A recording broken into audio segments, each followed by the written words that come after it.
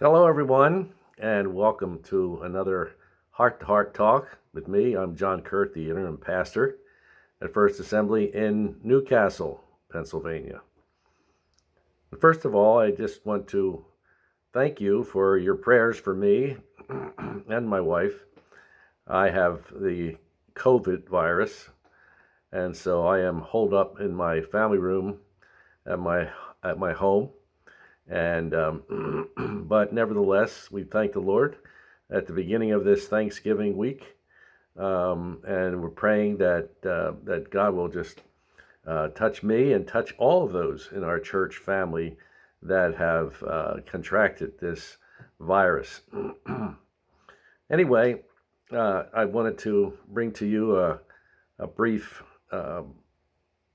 devotional today, once again at the beginning of this Thanksgiving week. And I know that for a lot of people it's very difficult because we cannot be together like we want to. I know my family that was going to come in have not been able to fulfill their plans to be with us for Thanksgiving. And so anyway, here we are. This is what it is. But I'm still thankful because I have a lot to be thankful for, and so do you. I'd like to just turn your attention to the children of Israel. In Exodus 24, you remember after they were delivered from Egypt, Moses went up into the mountain, and he was, you read that in Exodus 24, it says, Moses set out with Joshua his aide, and Moses went up on the mountain of God.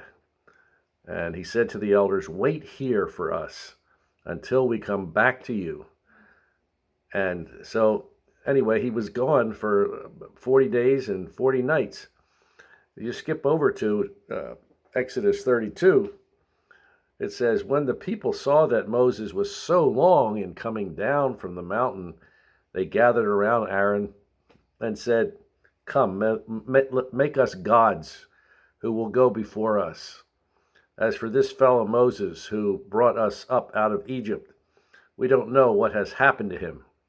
And Aaron answered them, "Well, take off your gold earrings that your wives, your sons, and your daughters are wearing, and bring them to me." And so they made that golden calf, and they started worshiping. In verse 6 there of chapter 32, it says, "So the next day the people rose up early and sacrificed burnt offerings and presented fellowship offerings.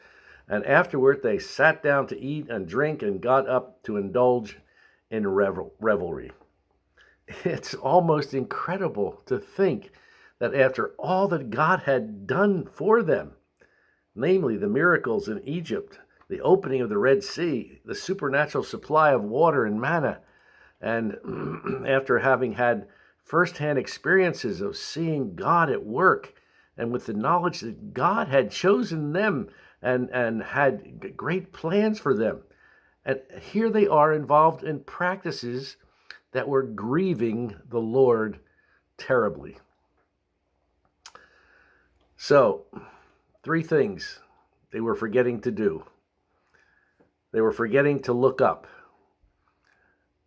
They were instead looking to an idol, instead of looking up to God in the midst of their questioning and their doubts, and that they failed to look up.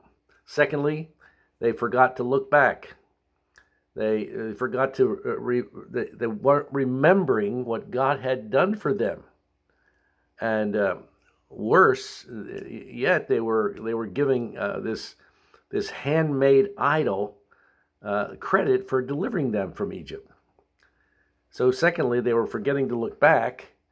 And thirdly, they were forgetting to look around and see the heathen nations in darkness to be what God had called them to be, a light to the nations.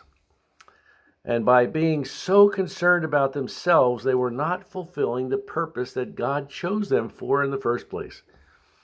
And as you look down in the passage, you will notice God had a name for them. And this is the first time Scripture records God's evaluation of his people in this way, but it's not the last. In Exodus 32:9, he says, I have seen these people, the Lord said to Moses, for they are a stiff-necked people. Now, you don't have to think about it too long before you realize that this term is full of meaning and very, very appropriate for them. God called them stiff-necked because they wouldn't look up, because they wouldn't look back and remember all that God had done for them, and they wouldn't look around and see the heathen nations to which they were supposed to be a light. Just like a stiff-necked person in the natural, you cannot look up, you cannot turn around. It's just very, very difficult. And I don't want God to ever think of me or all of us who are a part of First Assembly to think of us in this way. I don't think he does, but that doesn't mean that we could never get to the point of being so spiritually blind that all we do is grumble and complain and forget to focus on God and his blessings and what he's called us to do. We must be careful to guard against that happening to us as individuals and as a church, because it really grieves the Lord. And we can avoid it if we will look back and remember what God has done for us. And truly, folks, he has done so much for each and every one of us. If we'll look up to God as our source, our supplier, our strength. Psalm 121 says, I will lift up mine eyes to the hills. From whence cometh my help? My help comes from the Lord who made those hills. And finally, we need to look around to see the tremendous spiritual need of the world. The harvest, folks, is ripe. And I believe God is coming soon. He's returning. Jesus is returning. And we must aggressively fulfill the great commission that he has given us. I believe that there are sinister forces. In fact, I just had something that was sent to me that talked about some of these things that are behind the scenes with this COVID virus. And they're trying to set up this one world order, a totalitarian government. And it seems pretty obvious to me that things are shaping up so that Jesus Christ is going to come. So the time is short. We have to work now while it's still day. And so at the beginning of this Thanksgiving week, let's be thankful. Let's look up, let's look around, and let's be light to the people around us. We were blessed. We're blessed to bless. We're blessed in order to bless others, not to just hoard it to ourselves, but to let our light shine. Psalm 67, 1 and 2 says, May God be gracious to us and bless us and make his face to shine upon us, that your ways may be known on earth, your salvation among all nations. Well, that's it, folks. What a great way to start this Thanksgiving week. And despite the sicknesses and the virus and some of these other things, God has been good to us all. He really has. He's been good to me and my wife and my family, and I thank him so much. And he's going to bring healing. Psalm 103 says, he's the Lord that takes all our diseases, who heals all our iniquities. And so let's just continue to look to him. And there are great days ahead.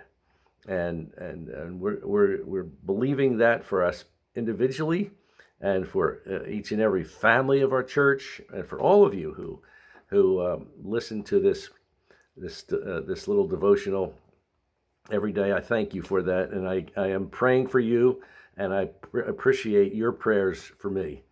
Well, God bless. Sorry to be a little bit lengthy today. I'm so glad that my voice made it through, and it's a little scratchy, but not bad. And I'm just praying for a quick deliverance from this, and be back in church in a week or so. Well, God bless. Have a great day, Lord willing. We will see you tomorrow. Bye bye.